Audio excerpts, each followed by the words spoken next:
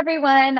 Thank you so much for hopping on or watching back. I am Jenna. I am coming to you guys for January 2022 to talk about what is new on Amazon. So I will go ahead and share my screen and we will jump into it. Um, Perfect. So, like I mentioned, it is January 2022. We got a new year coming up. So, we're hoping for tons of great, exciting things coming up in the Amazon pipeline. Now, today's discussion isn't about anything brand new to Amazon necessarily. It's not some really high tech tool that they came out with or anything like that. It's more so what we think is going to be very important in 2022, just really based off of what we've been seeing on Amazon, specifically in the last 6 months.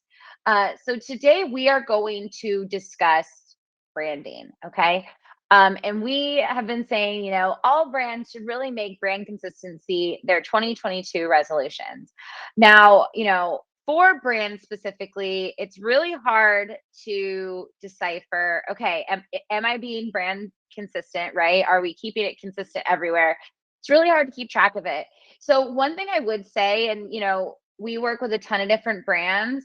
One thing I will say is it's important to have check-ins, right? To make sure your branding is still up to par, it still represents your you and your company, and just making sure it's keeping up with the times, right? We've had plenty of companies we work with that have gone through a rebrand, really just kind of sprucing it up, making it more modern. So it is really important to keep this in mind, while also staying brand consistent, right? So why is brand consistency so important? Well, there's a few different reasons. The first one I would say is just brand loyalty, right? Especially when we're talking about Amazon. A lot of you guys, you come to us and you talk to us about Amazon saying you want to be on Amazon, but you hate that you don't have the direct connection to the customer. So one thing we've honestly found is if you are staying consistent with your brand, it's easier to read brand loyalty. So if I'm on your listing and then I go over to your website, I want it to match as closely as possible. Now, obviously, Amazon regulates what you can and can't say on your listing. You're not able to like change the background or anything like that. But there is still so much you can do on the listing that it is just really important to make sure that it's consistent. So, if someone was on your website and they follow the Amazon listing, they know they're buying from you and they'll stay loyal to your brand. So I would say that's the number one reason. Now, I would also say listing conversions, right? As a customer, to me, I mean, it could be because I'm on Amazon all day, every day, but seeing a listing that isn't filled out, lacks personality, can really make me feel like it's not a legitimate product, or perhaps that, maybe it's maybe a reseller or something like that. I would rather buy directly from the brand than a reseller that went and got it from TJ Maxx or something, right? Because we see all those people out and about. So what I would say is, from a brand point of view, it really can help with your conversions. It can make the product seem much more legit. You can connect with the customer a lot more, which will help with your conversions. Now, on top of that, I would say it will help with PPC success. And what I mean by that, guys, and this kind of starts with any of you guys that are involved with PPC with our team, or you've talked to us about PPC, obviously PPC is important, and obviously, driving traffic to the listing is important. But if you don't have the branding there, if the listing isn't looking top notch, then no matter what PPC traffic you send, it's not going to convert, right? So it's really important that the brand consistency is there for PPC, and then also that it's there for the actual ads, right? So obviously there's a lot of different ad capabilities out there now, different sponsored brand options, sponsored display options. There's so many different cool things out there that it's important that when you do take advantage of those neat opportunities, that it is brand consistent, it matches the colors, all that good stuff. Now, what is the best way to create brand consistency? Now, I would honestly say the clients that we work with that have the strongest branding have these three main things. So, first is brand guidelines. Nothing I love more than when a client shows up to work with us at TurnKey, no matter what they're doing with us here at TurnKey, whether it's full service, coaching, PPC, whatever. I love when we're given brand guidelines because To me, that means no questions asked. These are the fonts we can use. These are the specific colors with the hex. We even have clients that they'll say, if you're taught, like, use this language when talking about our product, don't use this language. So what I would say, obviously, I've been given brand guidelines that are maybe 1 or 2 pages, and then I've been given brand guidelines that, maybe are 10 pages. It doesn't really matter. I would say just keep it simple to get started if you guys don't have brand guidelines, but it is important to have them. Because what I would say is this kind of leads into point number 2, where if you have brand guidelines, it is super easy to loop in every single team member, right? Including if you're working with us here at TurnKey. Obviously, we're outside of your team. So if you just have a document, a PDF, whatever it might be, and you're able to just hand that over to us here at TurnKey, that helps us out a ton, right?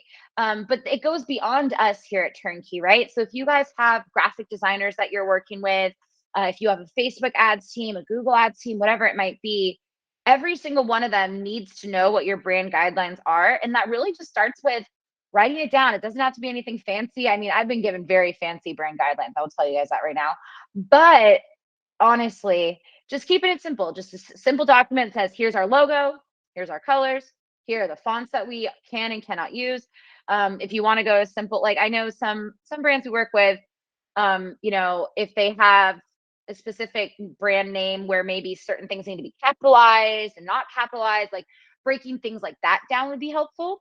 But just keep it simple, just get started. And then as the brand grows, as your branding grows, that's when you can make it a little bit longer and a bit more complex, I guess you could say. So yeah, so create your brand guidelines, but not only that, making sure every single person you guys work with is looped in. Now, once you have the brand guidelines, once you have everyone looped in, that's when it's really important to make sure it's consistent. But I don't want it just consistent on your website and social media. We tend to find a lot of brands that we first start working with, they're focused more on their website matching the branding, their social media matching the branding, but maybe not all that concerned about Amazon. And it kind of ties back into kind of the first topic we went up through, right? Which is that brand loyalty, listing conversions. If you guys have that, if they're used to seeing a certain type of style on social media, then they go to your Amazon and notice it's completely different. That can really hurt your conversions. It could hurt your brand loyalty. So it is really important that no matter where I'm at, if I see your brand, it should be consistent. Same colors, same fonts, same everything. That all should be there, right? So moving into why this affects Amazon and why our team thinks this should be a big focus for everyone in 2022. So branding is becoming just very important with Amazon. I've been at TurnKey here for a really long time. And when I first got started, branding wasn't that important on Amazon because there wasn't a lot of places to express it. Like when I started on Amazon, there was no A+ content. There weren't those things, no storefronts. There wasn't a place to even put branding. Like you just had your listing, you had your image block, and yeah, your infographic should, match the branding, match the colors, but there wasn't really any other place to play around with that. But that isn't the case anymore. So, what I would say is you can see Amazon start to shift away from individual sellers and more towards focusing on brands and what brands need to take their stores further on Amazon. So a couple things that, kind of point us in the direction that we've seen the last 6 months. So for one, Amazon is obviously to some degree trying to create their own social media platform, right? They now have storefront followers. That's something that didn't exist this time last year. So that just tells me right there, they're trying to help brands make some more connections with their customers, right? So that's one thing right there that kind of just sheds light on them focusing on the brand. Now, another thing would be customer engagements. This kind of ties into storefront followers, right? But customer engagements, for those of you guys that do not know, it is a way for brands to message storefront followers, letting them know about new products that have launched, letting them know about different sales that are going on, things like that. Obviously, it's all templated, what you can and cannot say. But customer engagements, again, kind of shows that Amazon's trying to give a little bit of power to those that are brand registered, that have a brand. And that way you guys can take advantage of those, right? But the same thing kind of follows. If you have that branding and that brand consistency, you're going to see your storefront followers increase. And if your followers increase, customer engagements are definitely much more effective than if you're messaging, 50 people versus 1,000 people, right? Very big difference there. And then the last thing I would say is Amazon posts. Again, kind of just pushing to Amazon wanting to create a social media platform to some degree, kind of just giving brands more place to express themselves. And I think that just really shows that Amazon is heading in that direction.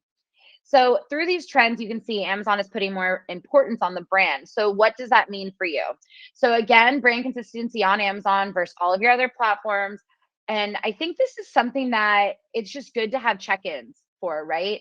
So obviously you guys and even our team, right? Like working directly with all of you, we're in it all day, every day. And it's really helpful to have an outsider's perspective. So ask your friends, ask your parents, ask family, ask them what they think if they go to your Amazon listing versus your website. Maybe there's some different touch-ups you can make on Amazon to bring that consistency over from the website. Or maybe your website hasn't been touched in a couple years and maybe it can use a little bit of a sprucing up, right? So just making sure that brand consistency is important across all platforms. That way a customer is buying with confidence no matter where they see your product, right? That's kind of what we're trying to hone in on right now. Now, I also just want to make sure you're all using all of the things that you can do with your brand registry offerings, right? That's definitely very important when it comes to brand consistency. So that would be the A plus content, pretty simple, pretty straightforward. Brand story, this is something that not everyone will be eligible for, but to check your eligibility, you would just go to A plus content or yeah, create A plus content. And then when you click on create, I believe in the upper right, I think it's upper right. When you guys click on create, it'll either say brand story or create an A plus content. Now, if it just says A plus content, that means you're not eligible just yet on brand story. I'm not sure what the requirements are for a brand story now that we're talking about it. It's one thing to just keep your eye out for. I wouldn't say it's a huge game changer. It's just an extra spot where you can take up on your listing that's really nice and it looks pretty, but it goes right above the A plus content. So if you don't have it, no harm, no foul. Just keep an eye out for it. Maybe put a task for yourself to check once a month for brand story. Now, another thing would obviously be storefronts, and with that, A plus or Amazon posts, right? So making sure you're taking care of all of these different places, making sure it looks good, it represents your brand well, making sure it's carrying that weight. That's really what we want to see. Now, if you are in a situation where perhaps you're not brand registered just yet, what I would say is you should still have these principles, right? You should still have these ideas. This is something you should still be focusing on. So if you're in that situation, what I would say is make sure your infographics are very much on brand and on point. What I mean by that is, again, colors, logos, fonts, all of that should match what's on your website, what you guys plan on using. Same thing with lifestyle images. It should match maybe what's on your website, social media, all that good stuff. Just making sure we are on top of it, right? Now, the best way, kind of just as my last point here, the best way to get a forever customer through Amazon is to have that brand consistency. That's really just taking advantage of what Amazon gives you, but also holding yourself and your team and everyone involved accountable, right? So if you ever come to find maybe your social media is lacking that consistency or things like that, I do recommend taking a look at it and taking it seriously, just because brand loyalty definitely is based off that consistency. It definitely helps with that, and can really drive home just, getting that customer for life. Now, as far as branding goes, that's all I have. Now, for what's new on Amazon, I was talking to the team. There's nothing too crazy out there right now on Amazon. The only thing we heard is that Amazon is potentially talking about lifting the inventory limits. Now, that is not in any way confirmed. That is something our team is researching. But as soon as we know that that is what's happening, because I'm still seeing inventory limits on the accounts that I'm looking at, but we heard rumblings that potentially Amazon might be lifting that in quarter 1, which will obviously be incredibly helpful considering that these inventory limits have been incredibly challenging. So that is something to just keep an eye out for, because obviously if you find out that that is lifted, you should immediately take action, especially for those of you guys that have really been hand tied when it comes to those inventory limits. So definitely keep your eye out for it. We will as well. And if we see any updates on it, we will definitely let you know. But other than that, that's all I have for what's new on Amazon for January 2020.